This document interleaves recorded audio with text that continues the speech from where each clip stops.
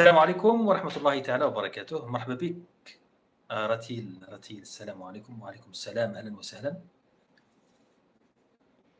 حمو مدسي، أهلا وسهلا بك. عزيز سمارة، وعليكم السلام. وعليكم السلام جميعا. جيمز سوسيتي، أهلا وسهلا بك. ديبي، وعليكم السلام. مصطفى حنين، أهلا وسهلا بك. مهدي رحيم، وعليكم السلام. رايا، وعليكم السلام. رفيقة، بدأت تمشي رسيم، نادية، فلاديمير، كل الجميع. وعليكم السلام ورحمة الله تعالى وبركاته. مرحبا بكم وشكرا جزيلا على هذا الإقبال السريع. اللهم لا حسد. هذا الإقبال السريع يفسر لي الكثير من الأمور، يفسر من ضمنها أنه الحمد لله رانا نوصل لأكبر عدد من الناس دعمنا ووقف معنا. طبعا احنا رانا في حرب عادلة، حرب تتعلق بحرب إعلامية، تتعلق بسمعة الوطن، وتتعلق بواجبنا كجزائريين تجاه الجزائر، تجاه بلادنا، أننا نحاول نردوا لها ولو جزء بسيط من الخير تاعها. الجزائر أفضلها علينا جميعا، وإحنا كأبناء لهذه الجزائر والله العظيم غير ما نقدروش نردوا لها جزء، والله غير جزء كما الأم. يعني ما كاش اللي يقدر يرجع الخير تاع يماه، ما يقدرش مهما حاول. حنان الأم وخوف الأم وحرص الأم ما يتعوضش، ومستحيل تردوا. يعني تجي تحاول ترد، يعني ليلة واحدة من الليالي اللي سهرتها عليك الوالدة ما تقدرش تردها. ما نقول لك صعب، نقول لك مستحيل. كذلك الوطن، الجزائر هذه أنا بالنسبة لي يعني مش وطن فقط، حقيقية. يعني هي اللي تعلمنا فيها وتربينا فيها وكبرنا فيها، وهذا التراب المبارك نتاعها اللي ممزوج بدماء الشهداء. أنا قبل قليل كنت نشوف، قبل ما ندخل هكذا كنت نشوف في اليوتيوب حفل تكريم ليزانفلونسور، المؤثرين. يعني داروا لهم مسابقة، يعني بغض النظر على مفهوم المؤثرين. انا مانيش قادر هذا المصطلح. دائما نسمعوا يقول لك لي زانفلونسور والمؤثرين، ومن بعد تروح انت تشوف تلقى يعني تلقاهم صناع محتوى. ربما انا من جيل قديم ما نقدرش نفهم المحتويات اللي راهم يقدموها، ولكن كعنوان عام لازم المحتويات اللي تتقدم وتكرم هي المحتويات اللي تكون ذات فائدة. يعني المحتويات اللي فيها علوم، وفيها تكنولوجيا، وفيها أيضا مواعظ مفيدة للناس، فيها تعليم، تربية وتعليم.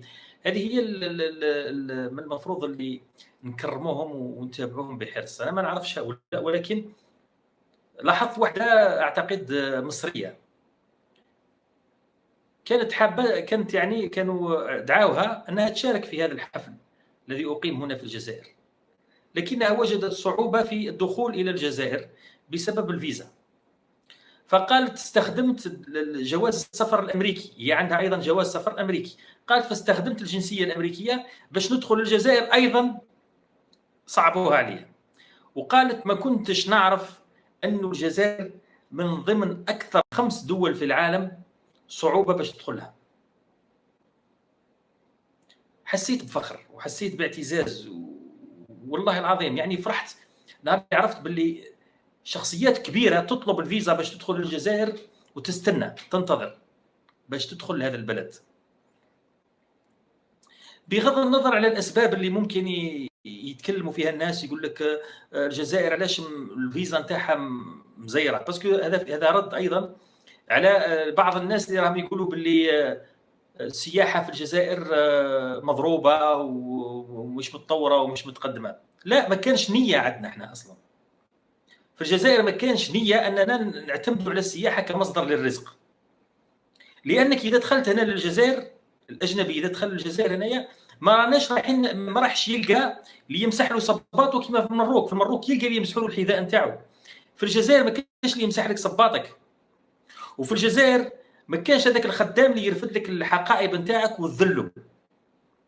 وفي الجزائر ما تلقاش اللي يقدم لك غرفة من بيته أو يقدم لك العائلة نتاعو أو شيء من هذا القبيل، مثل ما يحدث عند البرتوش. مملكة البرتوش. في الجزائر تعامل كسائح ولا كأجنبي، تعامل كأنك جزائري، تلتزم بأخلاقك وتشد قدرك حتى تخرج، وتتجاوز حدودك تربح.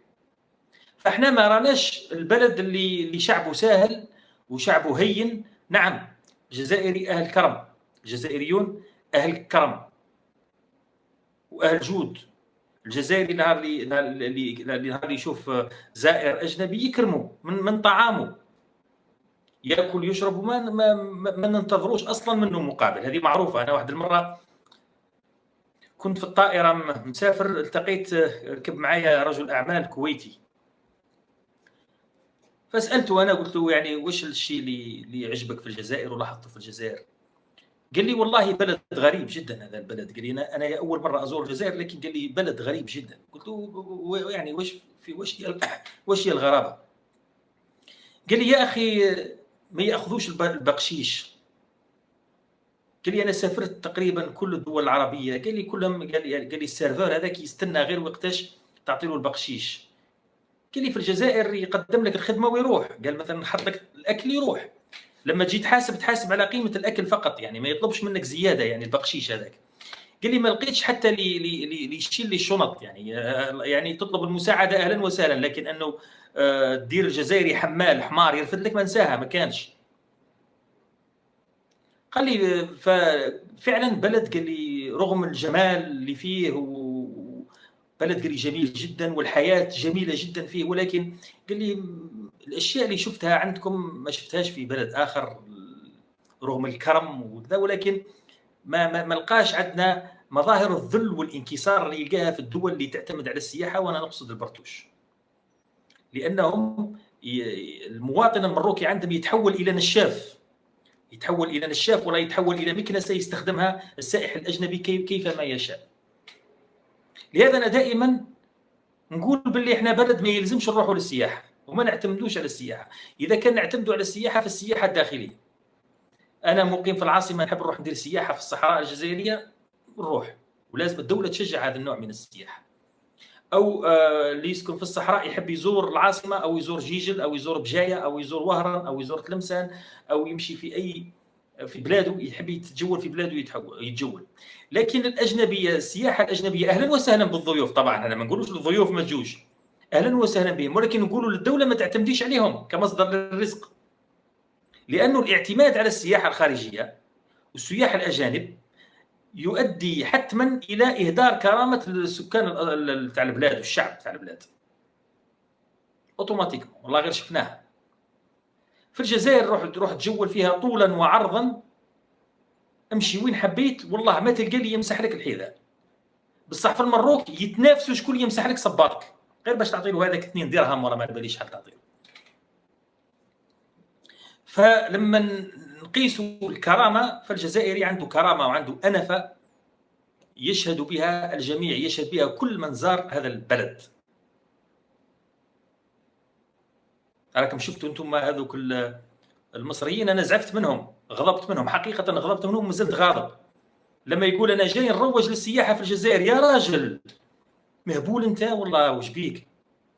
جاي انت يعني دوله كبيره كيما الجزائر تعتمد عليك انت تجي في الاخير باش تروج لنا السياحه، ما تروج لناش السياحه، يرحم خليها عندك مزيتك.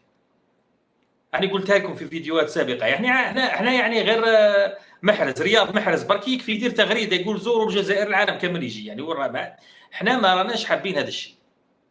اللي يجينا من باب الاخوه وذا يجي يقضي معنا ايام اهلا وسهلا، يقضيها معنا بقدره، ولكن تلحق للسخافات اللي رانا نشوفوها واقعه في بوزبير. دانيال جا ضرب لهم 10 اطفال ولا ما بيش شحال طفل يعني اغتصبوا باسم السياحه، وزعما اعتقلوه ولا سجنوه وحاكموه، وبعد الملك قال لهم اطلقوه يروح. علاش الملك قال لهم اطلقوه؟ الملك قال لهم سرحوا دانيال باش يشجع السياحه، يقول لك لو كان نعاقبه ونخليه في الحبس يعودوا ما يجوناش السياح. شفتوا يعني درجه الانحطاط ودرجه الحقاره ودرجه النذاله ودرجه اللا شرف اللي عندهم. نزيد نعاود لكم المعلومه باسكو كاين الناس ما فهمونيش. دانيال هذا واحد اسباني دخل اغتصبهم الاطفال، يعني دار هتك عرض الاطفال. حكمته الشرطه المغربيه، حكموه وحكم عليه ودخل السجن. لكن الملك دار امر ملكي وسرحه. علاش؟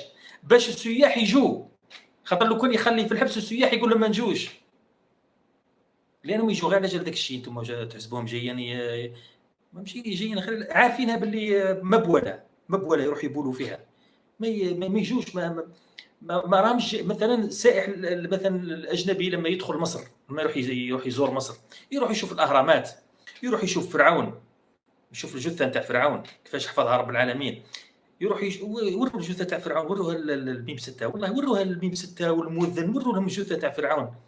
هذا فرعون واش قال واحد الوقت؟ قال لهم انا ربكم الاعلى، قال لهم انا ربي. يعني مات ميته تاع كلب في الماء، وخلى ربي الجثه نتاعو خلاها عبره الى يومنا هذا. العالم كامل يروح يشوف الجثه نتاعو. في مصر عندهم الناس واش يشوفوا لما شبعه، يعني مصر تروح للاقصر تشوف الاثار الفرعونيه، تروح للجيزه تشوف الاهرام ثاني الاهرامات نتاعهم، تروح للازهر وتروح للسيده زينب، عندهم احياء وعندهم عراقه، يعني شبعه يعني كي تروح شبعه. لما تروح لسوريا تروح غير المسجد الاموي يكفيك، يعني المسجد الاموي شبعه، يعني تروح يعني تروح لبغداد، خلينا حكايه. بغداد ام الحضارات، وين ما تمشي كاينه سياحه، بصح المروك واش تشوف؟ والله العظيم يعني من الاخر واش تشوف الدار البيضاء وكازابلانكا واش تشوف يعني رايح للخماج، رايح باينه واش راك رايح دير. حتى واحد الممثل سعودي قال لهم انا نحشم، قال لهم انا اخجل لما نكون في المروك، نحشم باش نقول لدارنا بلي راني كنت في المروك. قال لهم اخجل اني نقول لهم كنت في المغرب. هذا راه يوتيوبر، مش يوتيوبر، سميه لي وان مان شو، هذوك اللي يقدموا العرض تاع وان مان شو، شو يقول له، مونولوج هذاك مونولوجيست سعودي. قالها راه كاينه، روحوا في اليوتيوب كتبوها، يعني سعودي يسخر من السياحه الجنسيه، كتبوها في اليوتيوب يطيح لك واحد الممثل سعودي يتمسخر بهم. قال لهم انا نحشم، قال لهم كي نرجع للدار، قال لهم كي نكون في المغرب ما نقولهمش بلي كنت في المغرب، نحشم. ومن بعد يقول من الفواكه المغربيه وراح مشى، ما ردوش عليه بالبراطيش، ما ردوش عليه. انا قلت حطيت الفيديو نتاعو عندها واحد العام، حطيت الفيديو نتاعو وقلت للمراكه، قلت ما يردوا عليه، ردوا عليه، ما ردوش، ردوا علي انا. اي باسكو خايفين لو كان يردوا عليه السياح السعوديين يقطعوها عليهم، يعودوا السياح السعوديين ما يجوش يبولوا عندهم، يعودوا يبولوا في جهات اخرى. فهم لازم يعني الطوالات تاعهم لازم يفتحوها، المرحاض نتاعهم لازم يفتحوه للسياح الاجانب، لانه مصدر الرزق نتاعهم. هذه مقدمه، والله ما هو السوجي اللي كنت راح نحكي فيه انا. كي احيانا كي نجي نفتح موضوع ندير مقدمه نحصل غير في المقدمه، ما نجي نخرج من هنا راح يعني استهلكت كل الوقت، فاسمحوا لي يعني على انني احيانا نفصل. الحرائق اللي عشناها في الايام الماضيه، عشناها في الحقيقه اقل من يومين. الحرائق في الجزائر اقل من يومين. اليوم الاول جاءت مباغته ومفاجئه، وجات في مناطق ما كانوش متوقعينها، اللي هي جيجل ما كانوا جامي، ما صراتش كيما هاك في جيجل، وانتشرت بسرعه، يعني كان انتشار تاعها سريع. في اليوم الاول او النصف الاول من اليوم الاول كان صعب السيطره، يعني النار تمشي بسرعه، وحكمت في واحد النقاط خاصه جدا، خاصه جيجل. وتعرفوا الله يبارك، تعرفوا الغطاء النباتي تاع جيجل. انا قلت لكم جيجل هذه راها جنه الله في الارض، وما تخافوش تعاود ترجع ان شاء الله. دوك نعاودوا نحكوا كيفاش تعاود ترجع الغابات كما كانت باذن الله. لا فكانت المفاجاه، ولكن سرعان ما تم التدارك وحدثت المفاجاه اللي انا شخصيا ما توقعتهاش، والله ما توقعتها، رغم انني قريب جدا من اوساط تقدر تعطيني المعلومه، ولكن انا ما توقعتهاش. يعني قالوا الحرائق، فمباشره راح ذهني الى السنوات الماضيه، حرائق راح تشتعل وتصعب عمليه الاطفاء. يعني مشيت في واحد الكورونا وكذا، من المفروض ما نمشيش فيه، ولكن مشيت،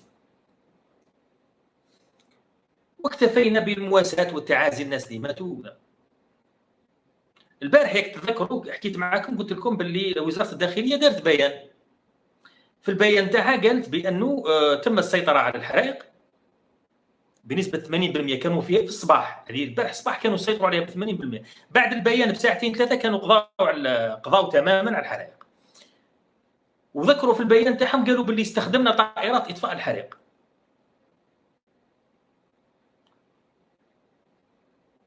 استخدموا طائرات اطفاء الحريق. يعني رحت نشوف في التلفزيون الجزائري طبعا، هذا مصدر رسمي، التلفزيون الجزائري مصدر رسمي. رحت فوجئت انه بالفعل تم استخدام سرب من طائرات الاطفاء. يعني امر عجيب يا جماعه، مش طائره واحده، سرب من الطائرات. وبالاضافه الى سرب من الطائرات، الطائره التي استخدمت وشفناها وعرضوها في التلفزيون وهي رايحه متجهه باش تطفي الحرائق، هي اضخم واكبر طائره اطفاء في العالم. يعني الجزائر استوردتها، جابتها مع 4 خواتاتها. اكبر طائره للاطفاء في العالم جابتها، كانت جاهزه، والطيار جزائري، وشراوها من العام الماضي ومتدربين عليها.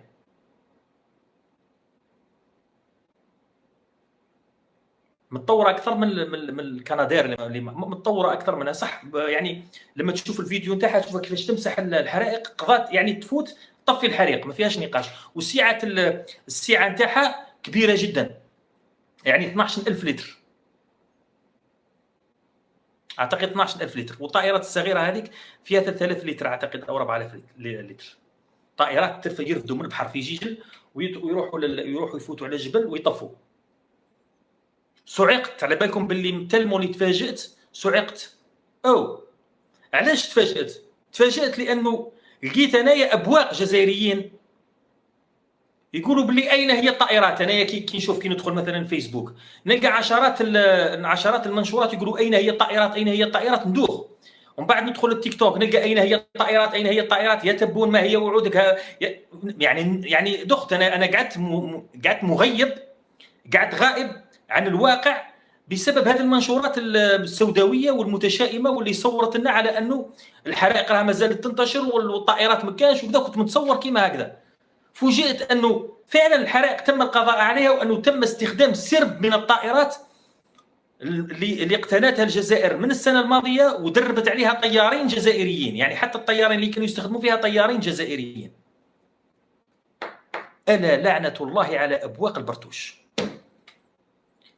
انت تدخل بار اكزومبل، انا شفت سليمي البارح وابرنوز وكذا قالوا راهي الطائرات، والجزائريين مصدقينهم. المشكله انه الجزائريين مساكن يتبعوا في اللايف تاعهم ويتبعوا في المنشورات. والابواق هذاك هشام عبود وطهاري هذاك وجماعته هذوك كامل كانوا يسخروا يقولوا راهي الطائرات، يضحكوا ويقولوا راهي الطائرات، والطائرات كانت تطفي صح. يعني فيا جماعه، حتى بعد رحت رجعت للتيك توك، ندخل التيك توك نلقى جزائريين فاتحين مساحات في التيك توك وفاتحين مساحات في تويتر ويقولوا اين هي الطائرات. انا دخلت قلت لهم يا جماعه راكم تتفرجوا في الاخبار ولا راكم غير تلقطوا فيها من الفيسبوك؟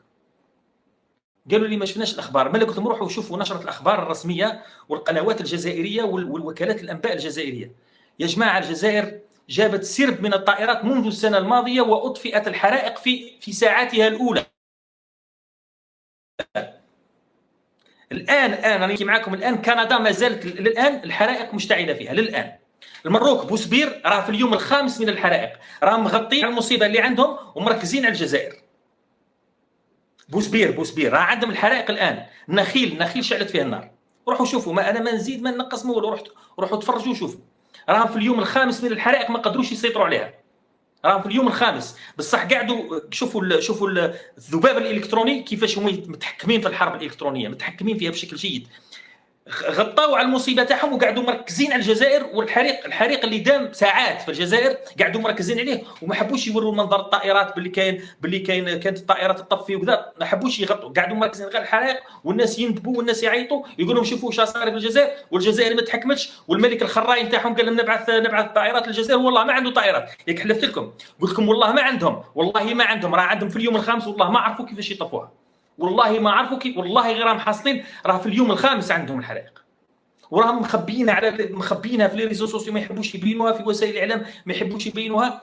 وحابين فقط يشوفوا درجه الحسد ودرجه الخماج ودرجه السواد اللي في قلوبهم. ما مش حابين يتكلموا تماما على الحرائق اللي عندهم، ويتكلموا على الحرائق اللي كانت في الجزائر، وما حبوش يبينوا لشعبهم، وما حبوش يبينوا حتى للجزائريين. قاعدين ينشروا في المعلومات الخاطئه باللي الجزائر جابت اضخم طائره في العالم لتطفي الحرائق، وانها تمكنت من السيطره على الحرائق في اقل من 24 ساعه، في الوقت اللي ما زالت لحد الان كنادير هذه ولا اسمها الطائره هذه ما زالت لحد الان، هذيك الصفراء هذيك ما زالت لحد الان ما تحكمتش في الحرائق في اليونان، وسقطت. كان طائره سقطت زاد دارت المحاريق فوق الحريق الاخر. ما حبوش يتكلموا في هذه النقاط. انا ما تغيظنيش من البراطيش انا على بالي بهم برطوش، انسان زايد في برطوش، انسان زايد في بوسبير، ما تتوقعش منه انه رايح يكون حنين على الجزائر ويحكي الحقيقه كامله. لا انا غاضتني انه جزائريين تبناو هذاك الخطاب التيئيسي، خطاب اليأس والتسويد وباللي خلاص وخلات، ومن بعد عادوا تخيلوا لحقوا جزائريين. باسكو لا علاش؟ باسكو البرطوش كانوا واقفين ورا ظهورهم يقولوا لهم داروا لكم العاب البحر الابيض المتوسط بملايير الدولارات وما شراو لكمش الدرون الطائرات الاطفاء الحريق الكنادير هذه. قالوا لهم باللي شوفوا، قال لهم شوفوا النظام تاعكم راه يمد في الدراهم لفلسطين، وهنا نتقلق. انا اسمحوا لي كي نتقلق كي ننفعل. جزائريين يكتبوا في المنشورات نتاعهم يقولوا كيفاش تبون يمد لفلسطين 28 مليون دولار وهو ما جابش طائرات اطفاء الحريق. الكلام هذا مش كلام جزائريين، هذا الكلام هازينه بوذنيهم، لاحسينه بوذنيهم. المراركه اعداء فلسطين، المغاربه هم اعداء فلسطين، حبوا يضربوا الشعب، يشحنوه الشعب الجزائري، يسخنوه على الحكومه تاعو وعلى الدوله تاعو، يقولوا الدوله تاعك يتبرع على فلسطين وما شراتش الطائرات. والطائرات العملاقه راها تطفي، راها طفات الحريق. والبارح رجال الاطفاء كانوا راقدين في ديارهم، البارح رجال الاطفاء الجزائريين كانوا راقدين في ديارهم، خلاص طفاوا الحريق وراحوا رقدوا. وقاعدين الجزائريين قاعدين مساكن الابواق تاع فرنسا هذوك، واللي راهم عايشين في المروك، بالاضافه الى الجهله اللي قاعدين في التيك توك يقول لك وراه الطائرات الحرائق كلاتنا، وهي خلاص يعني رجال الاطفاء طفاوا ورقدوا ودفنا الضحايا نتاعنا، لانه شيء طبيعي. حريق جاء فجاه في جيجل، الله غالب. الناس هذاك جات الضحايا اللي ماتوا، يعني راه في الولايات المتحده الامريكيه وقع عندهم حريق مات 600 واحد، الله غالب. هذيك كي تصرى هذيك فجاه ما عندك ما دير، يعني كي تتقدر ما عندك ما دير. ولكن الشيء اللافت للانتباه انه الحرائق تم القضاء عليها في الساعات الاولى. يا جماعه العام اللي فات ولا الاول العام اللي فات راها قعدت اسبوع ولا اسبوعين والحرائق مشتعله وما عرفوش كيفاش يطفوها. هذا العام راه ما قعدتش 6 سوايع، بعض المناطق 6 سوايع. جات الطائره هذيك الله يبارك، الطائرات هذيك جات طفات الحريق وراحت وانتهى الامر، ودخلوا الحرس تاع الغابات يصفوا في الامور.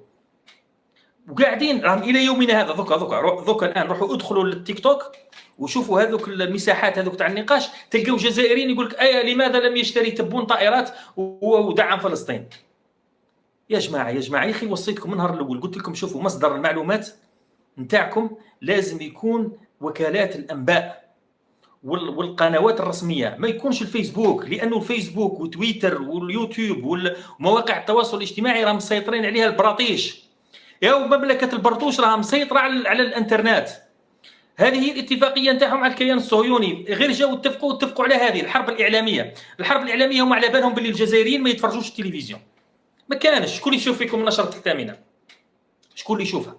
ما كانش. انا نقول لكم لو كان نجي نحسبكم تقول كامل بالك الجزائريين اللي عم يسمعوا فيا يقول لك انا ما عنديش ما با تلفزيون، الناس راهي كامل مشغوله بالهاتف. يقول لك انا علاش نشوف النشره في التلفزيون والاخبار يجوني للهاتف؟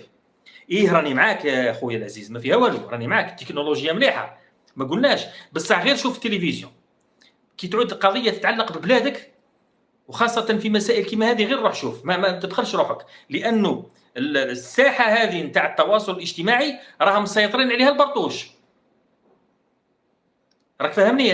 راه مسيطرين عليها البرطوش. انا الفيديو نتاعي هذا يوصل بالك ل 50,000 واحد ولا 60,000 واحد ويتوقف، لانه البرطوش يديروا له في تحديد انتشار ما يمشيش. بصح هما عندهم سمك الشبوط نتاعهم كي يخرج يحزقها ينشروها في العالم كامل يشوفوا. هذه الله غالب. ذوك حنايا الدوله نتاعنا انا عاتب عليها، اتمنى كيما راه شرات لنا القنادر الكبار هذول ربي يحفظهم ان شاء الله، وربي يبارك له الجيش تاعنا، لانه الطائرات تابعه للقوات الجويه الجزائريه، لا ايجار لا والو، شراوها بالدراهم. راحوا شراوها طياره ما جابوهاش ايجار، خاطر برطوش راه يقول لهم راهم اجروا طائرات، ما اجرناش طائرات. يا بلال ما تجيش تبعث لي ميساج كي نكون لايف، لا اله الا الله محمد رسول الله.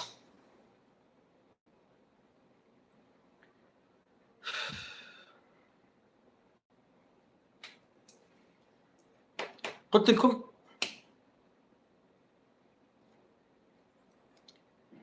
لكم الطائرات. انا شفت واحد داير الاعلام تاع الفرشيطه وقال لي كذاب. ما انا كذاب؟ روح شوف، جزائري، راك جزائري، روح شوف، روح تحقق بنفسك، روح تحقق بنفسك. جمره الان ما كانش. انا كنت نتكلم مع مراسل صحفي راه الان في جيجل، قلت له واش الحرائق؟ قال لي جمره ما كانش. قال لي جمره ما كانش، جات الطائرات طفات وراحت. الفاشلين الفشله والمحبطين وابواق البرطوش والغيارين هم اللي راه مازالوا ينشروا في الاخبار الكاذبه، يقولوا ما زالت كاين الحرائق والجزائر ما جابش طائرات.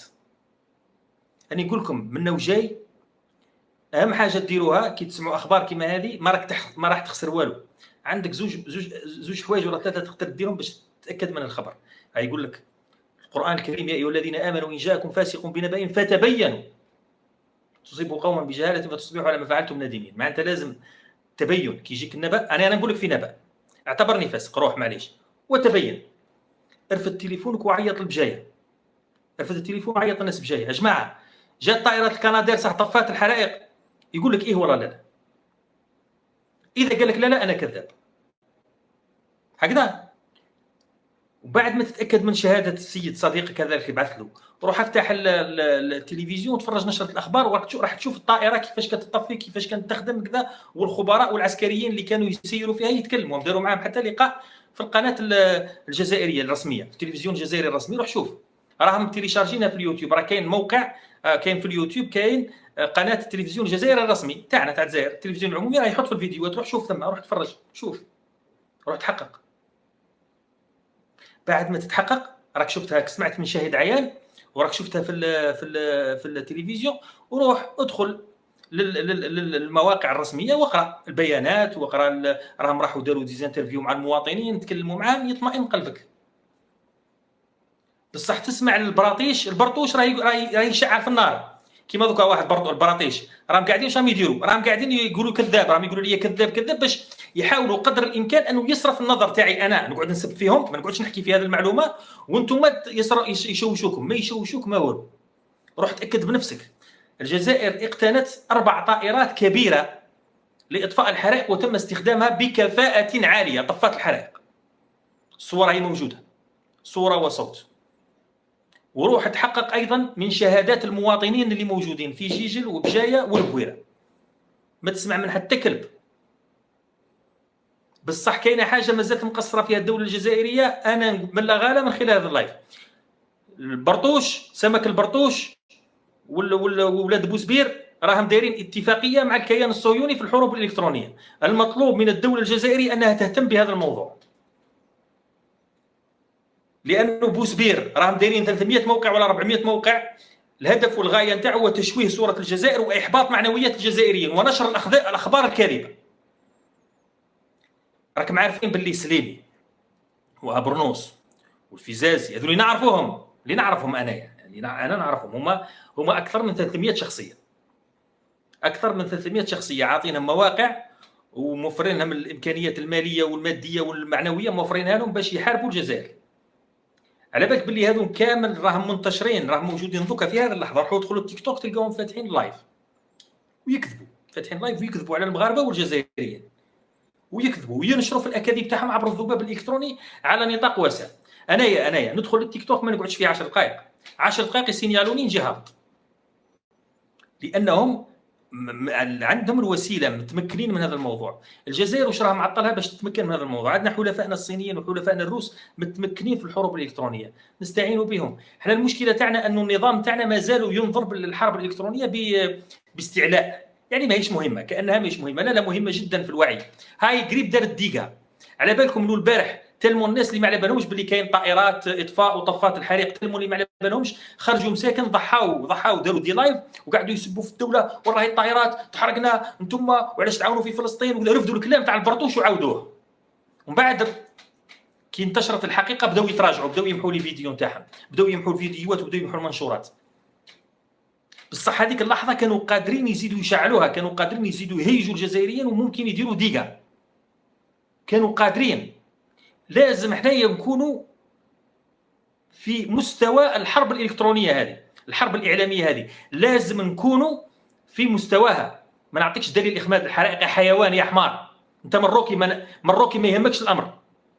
وراكم يا المرار كتعرفوا انتم كنتوا عارفين منين شعلت النار في الجزائر، غير الشعله الاولى كنتوا عارفينها، ودوكا كي طفات وليتوا مش عارفين. اعطونا الدليل، امشي قود نعطيك الدليل، امشي ترنا كنحكي مع الجزائريين. الجزائري اللي مقيم في بجايه قلنا اذا كانوا بجاويه يقولوا لنا يشعل النار والله ما يشعل. طفات في 24 ساعه، في اقل من 24 ساعه طفات. المروك اللي راه مازال الان النار راها في اليوم الخامس وراه مخبيين الاخبار. شوفوا تالمو اللي متمكنين من الحرب الالكترونيه، متمكنين منها، مخبيينها وهي في يومها الخامس. والله والله والله ما لقاو كيفاش يطفوها، البيدون وما لقاوهاش.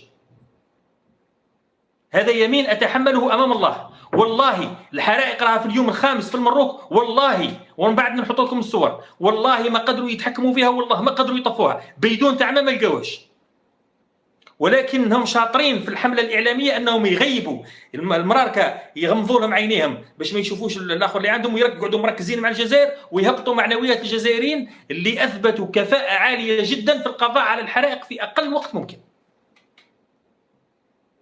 الفيديوهات راها موجوده. خافوا مولاكم، خافوا ربي. نتكلم مع الجزائريين، البرطوش يروح يرنك على روحه، انا والله ما على بالي به البرطوش، ما رانيش مقيمه اطلاقا. الجزائريين روحوا، حابين تتوثقوا روحوا ادخلوا للمواقع الرسميه وادخلوا الفيديوهات الرسميه تشوفوا الطائرات بنفوسكم وهي تطفئ الحرائق. من البارح راهم راقدين، من البارح طفاوا الحرائق وراحوا يرقدوا في ديارهم.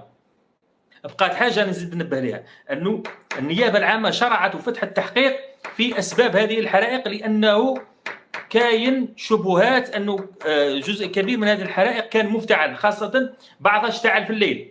كاين بعض الحرائق اضرمت في الليل. هاني دوكا بديت نتكلم في الموضوع لانه جمعت بعض المعطيات، قدرت نوصل بعض المعطيات. كاين بعض الحرائق داروها في الليل يعني بفعل فاعل، واللي داروها قلت لكم عليها البارح ونزيد ناكد عليها اليوم. راقبوا المراركه اللي راهم مقيمين في الجزائر. رانا منذ ان اختلفنا مع المروك، ملي قطعنا معهم العلاقات الدبلوماسيه ولات عندنا ظاهره الحرائق هذه.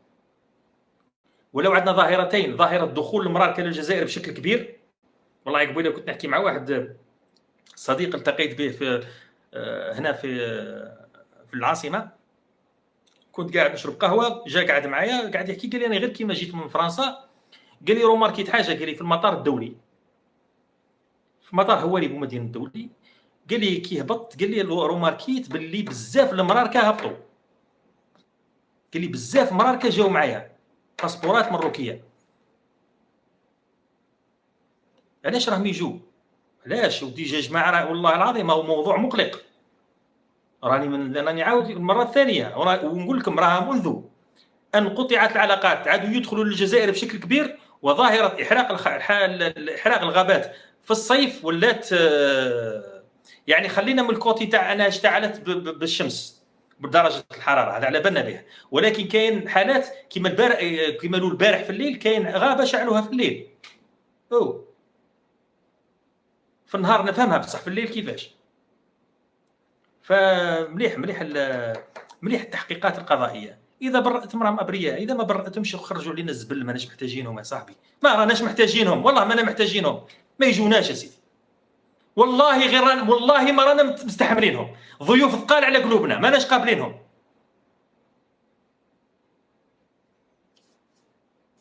يسبونا ويشتمونا في المواقع نتاعهم، في القنوات تاعهم، ومن بعد يبعث لي انا يبعثوهم يخدموا عندنا.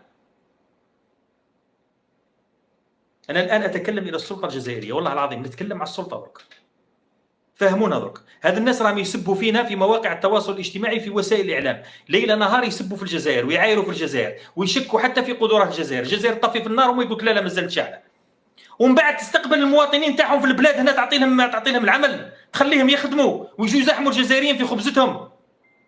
فهمونا درك اذا كانت العداوه تاع السلطه الجزائريه للنظام المغربي غير جاده، قولوا لنا باش نجبدوا رواحنا. انا ما نحركش اعصابي، انا نقعد عامين وانا نحرك في اعصابي ضد المروك اونتي ماروك، ومن بعد نسمع بالمراركه راهم جايين يخدموا في الجزائر عادي، يدخلوا بالالاف. فهمونا دركا، فهمونا العلاقات الدبلوماسيه مقطوعه ولا مش مقطوعه؟ هاد الناس اللي يسبوا فينا راكم تتصرفوا معاهم ولا لا؟ ولا غير احنا مقدمين الشرف تاعنا ومقدمين العرض تاعنا ورافدين ارواحنا على اكفنا، رافدينها نحاربوا فيهم ونحاربوا في الكيان الصهيوني، وفي التالي يدخل المروك يعبر المطار ويروح يجي يخدم هنا في الجزائر عادي، ولا يروح يحرق لي غابه عادي.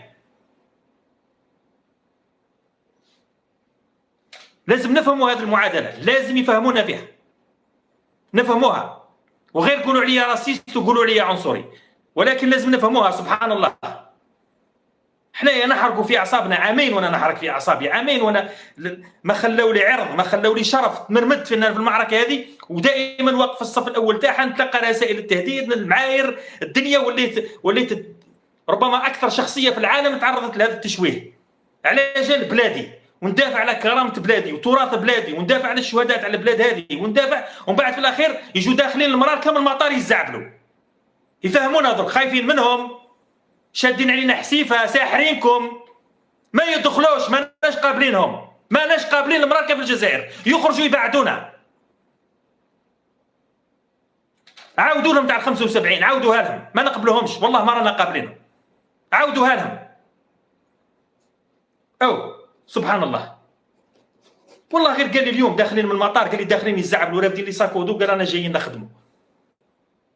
انا راني نتعب في روحي انا، والناس يتعب في روحها، ومن بعد غابه تتحرك تقول لي انا نحقق شكون اللي حرقوها لك، هما باينه باللي حرقوها لك، العدو نتاعك داخل عادي، دخلها مبارك بحمارك، العدو نتاعك داخل، فاتح له المجال يدخل سون فيزا، جاي فايت، ومن بعد تقول لي كيفاش تحرقت غابه، ولا كيفاش صرع اعتداء في المكان الفلاني، ولا علاش انتشرت السرقات، ولا علاش المخدرات راه منتشره في المجتمع.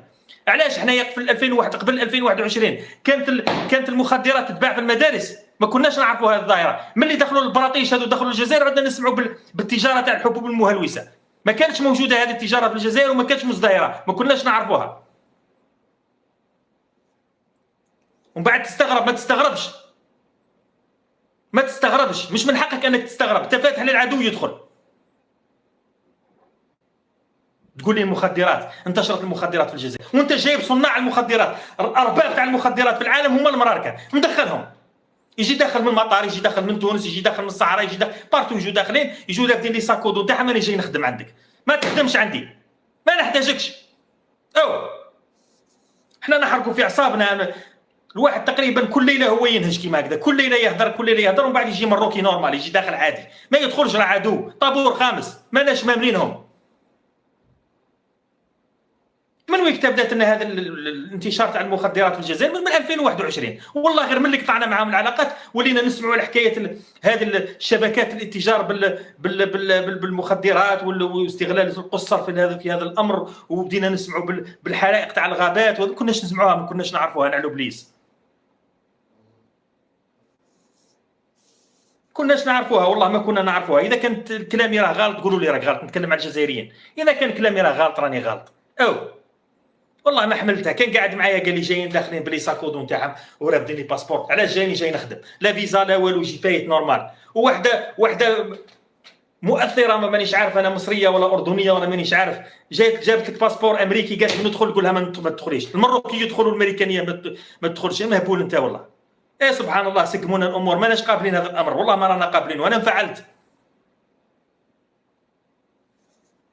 وجايين غير يفسدوا في اخلاق الجزائريين، رانا نشوفوا فيه، مش راهم يديروا السحر. احنا كان عندنا السحر في الجزائر كنا نسمعوا به احنا، ولا في كل دوره كاين حراز، في كل دوره، والله غير في كل دوره السحر والشعوذه ونسبه الطلاق راه خلات ما بين، يطلقوا الجزائريه من راجلها وتديها المروكيه،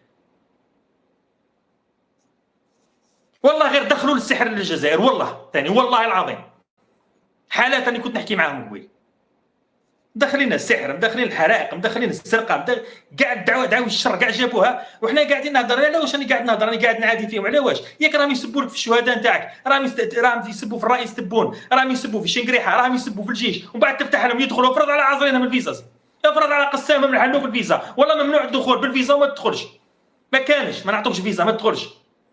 او ما في واش راهم يخدموا البلاكو بلاطر من قله راه عندك هنا الناس راه تتفنن فيه حاقرينهم برك. العقليه نتاع الجزائري عقليه هكذا، قال خدمها لي مروكي باسكو رخيص، يخدم بابخس الاثمان. يخدمها لك الجزائري يخدمها لك بالغلا، وخدمها عند الجزائري، يخدمها لك وليد بلادك. ما تجيبوناش هاد الناس اللي راهم هلكونا سيدي، هلكونا. لا يلا والله المخدرات غير هما اللي جابوها، نحلف عليه والله. باسكو انت قيس ابدا دير قياسات في راسك. من 2021 فقط بدات عندنا هذه المظاهر، بعد القطع تاع العلاقات الدبلوماسيه والله غير باش بدات هذه المظاهر. عادوا يدخلوا بشكل كبير اكبر من المرات اللي فاتوا، ورجعوا وظهرت عندنا جرائم ما كانتش موجوده في المجتمع الجزائري، ما كناش نعرفوها، كانت موجوده ولكن قليله جدا. المخدرات كانت موجوده، كانت الناس يا ربي كيف واحد ذا مره في الوقت. السجون هاي معمره بالشباب الجزائريين، خافوا ربي. تاكد باللي كي دير التحقيق تلقى الا وراهم بارونات تاع المروك هما اللي يديروا في هذا الشيء. ولادنا راهم شاو في الاحباس بسبب المخدرات هذه. لا ما عرفت اغراق الجزائر بالمخدرات مباشره بعد قطع العلاقات مع المروك. والمرار كي عندك بزاف يدخلوا. كيفاش انت فاتح لهم الباب يدخلوا، ومن بعد تقول كيفاش منين جاتني المخدرات جابوها لكم؟ ما باينه، مش محتاجه ذكاء.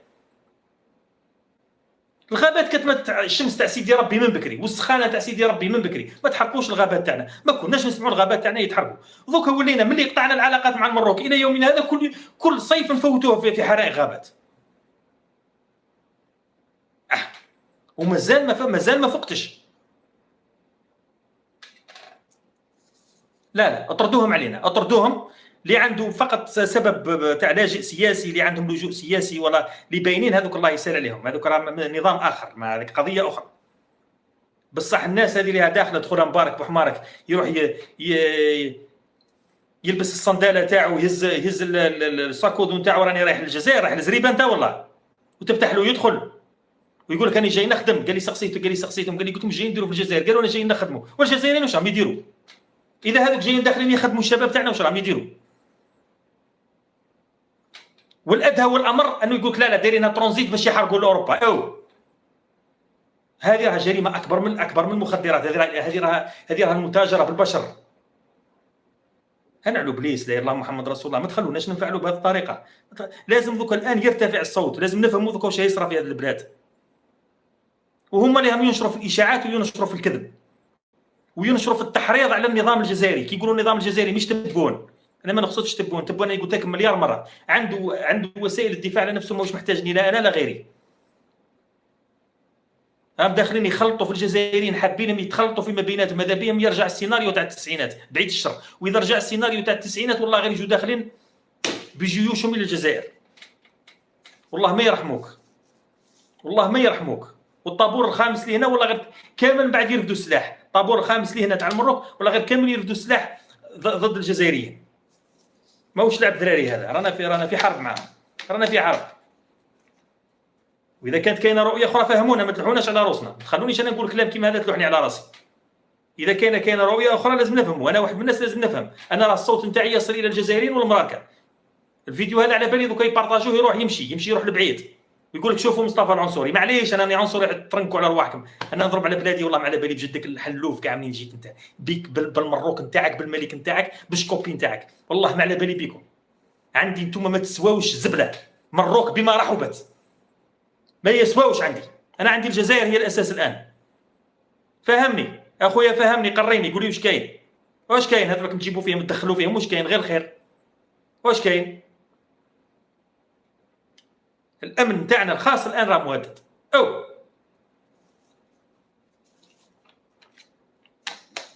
هي المقبره ناقصه موتى انت تزيد عليها والله. يروحوا لبلادهم ولا يروحوا للدول الاخرى الله يسهل عليهم. حتى راهم ذايبين في وسط المجتمع الجزائري، مش كما قال كما اللاجئين الافارقه ولا كذا نقدروا نميزوهم ونقدروا نعرفوهم. راهم ذايبين في المجتمع الجزائري، راهم يدوا في الجنسيات. راهم يدوا في الجنسيات. ياك حكموا 15 واحد غير الاسبوع اللي فات، لقاوهم يزوروا في الجنسيه. هذا اللي داخل من مروك ويزور في الجنسيه، ولقاوهم رايحين يترشحوا حتى الانتخابات البرلمانيه. يا جماعه راني قلت لكم راهم يهود، ماهمش مسلمين كما حنا، ما يخموش تخمام تاع واحد مسلم. المسلم ما يخدعش، حنايا الجزائريين النيه ما نخدعوش، بصح هما راهم يلقاوهم يخدموا في الوثائق نتاع الجنسيه، يحب يتسابقوا من اجل الحصول على الجنسيه الجزائريه، ومن بعد يلقاوهم مترشحين في الانتخابات ولا ما يلقاوهمش، يلقاوهم مترشحين في الانتخابات. يجي يخدم لك هنايا، يخدم لك خدمه تاع مقاول، تروح المقاول وتقول له اخدم لي هذه الفيلا، سقمها لي، دير لها هذاك الجبس، هذاك التجبيس والتجصيص تروح المقاول يقول لك تسقام لي 150 مليون، راه ما على باليش شحال يقول لك. هذاك المقاول يخدمها لك ويدير لا فاكتور تاعو، ويروح يدفع الضرائب، يروح يدفع لي زامبو، ويروح يسوري العمال تاعو ويخلص العمال. هذيك هي. يجيك المروكي لابس صنداله، لابس بشماق، يجي داخل يقول لك شحال تسقام لي، يقول لك هذه نخدمها لك ب 70 مليون. يخدمها، يوديها لجيبو، يحولها الاورو، وعن طريق المصاريف تاع تونس يحولها وراحت لبلادو، هرب العمله الصعبه وراحت، يروح للسكوار يبدلها في السكوار ويديها علاه يا جماعه؟ علاه المنكر؟ علاكم ديروا كيما هكا؟ علاكم تهلكوا في الاقتصاد تاع البلاد؟ علاه ما يخلص لي زامبو، ما يخلص، قاعد ماكل شارب، ومن بعد تلقاه يجري باش يجيب الجنسيه الجزائريه؟ تخريب للاقتصاد، تخريب للامن، تخريب الكلش. لا وضحوا لنا الصوره نتاعهم. الان لازم ترتفع الاصوات، ماناش قابلينهم، والله ما رانا قابلينهم، خلاص ماناش قابلينهم. لا الا اذا كان لاجئين سياسيين اللي ماناش نتكلم عليهم، اللاجئين السياسيين والناس اللي راهم داخلين الجزائر بطرق قانونيه والدوله عارفتهم وراهم يمارسوا في انشطه معينه، وعددهم يكون قليل مش هذا العدد الكبير. انا قالوا لي كاين قرى وكاين مدن جزائريه، قال لي ما تفرقش الجزائري من المروكي، راهم يديروا كيما داروا في اليهود في توات، في صحراء توات، منين بداو يشروا، بداو يدخلوا اليهود، هكذا اليهود يدخلوا معاك، اليهود يجيك بالعقل، يدخل يبدا يبيع ويشري معاك، ومن بعد يشري المحل، ومن بعد يعود هو المورد، ومن بعد كذا، ومن بعد يسيطر لك على البنكه، ومن بعد يرجع هو ربها في البلاد. هذو هما اليهود، هكذا داروا فلسطين، وهكذا كانوا يحاولوا يديروا في صحراء توات، لو كان ما تفضلهمش عبد الكريم المغيلي واعلن عليهم الجهاد، ومثلا يخدموا بنفس الطريقه. هنا يسيطر لك على السوق هنايا، وقعد انت قاعد تفرج فيه، انت قاعد تشوف فيه السيد داخل بالدراهم تاع اليهود، داخل بدعاوي الشر، داخل باش يدير لك، يخلق لك سرطان في البلاد هنا. راه معدو. والله لو كان جاو مثلا جنسيات اخرى، قال تاع مالي ولا تاع ليبيا ولا تاع تونس، اللي علاقتنا بهم مليحه، ولا تاع مصر ولا تاع الاردن، ولا اللي علاقتنا بهم مليحه. انت مستثمر اجنبي جاي داخل عندك بالملاير، جايب ملايير دولارات، تعرق له، ما تخليش يدخل، تقولوا نحافظ على السياده الوطنيه نتاعي، ورابح وسيكونتيا سيكونت، ما على باليش سيكونتيا 49 ولا الطريقه تاع الصيغه تاع الاتفاق. دير له كاع العراقيل، هذاك المستثمر باش يدخل يستثمر عندك، دير له العراقيل. وواحد كبول مروكي جاي داخل خامج، جاي رافد معاه المخدرات ورافد معاه الهم، يدخل يتفرج داخل بالكلاكات تاعو فايته. يا جماعه تقلقت والله ما نقدر نكمل، نعود كش ما نقول كلام اخر. هيا تصبحوا على خير، الغدوه ان شاء الله نكملوا. هاي في امان الله.